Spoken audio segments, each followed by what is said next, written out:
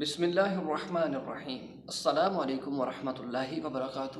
پیارے ساتھیوں، تین ایسی چیزیں کہ جن سے انسان کو لذت محسوس کرنی چاہیے۔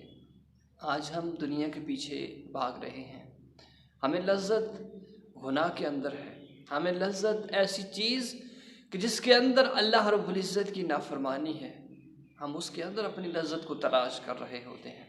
لیکن پیارے ساتھیوں، تین چیزیں ایسی ہیں کہ اگر ان کے اندر انسان کو لذت محسوس ہو جائے، لذت مل جائے، تو سمجھ لے کہ انسان کی زندگی کے اندر خیر ہی خیر رکھی ہوئی ہے۔ سب سے پہلی چیز، قرآن کی تلاوت کے اندر بندہ مومن کو لذت محسوس کرنی چاہیے۔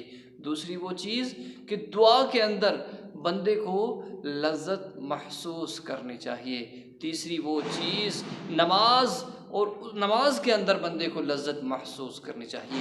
اگر یاد رکھنا چاہیے بندے کو، اگر کہ تینوں چیزوں کے اندر بندے کو لذت مل گئی تو اس کے لیے خیر ہی خیر ہے۔ اگر تینوں چیزوں سے لذت نہیں ملتی، دعا کے اندر، تلاوت قرآن کے اندر، نماز کے اندر، تو پھر بندے کو سمجھ لینا چاہیے کہ اس کے لیے خیر کے دروازے بند ہو چکے ہیں۔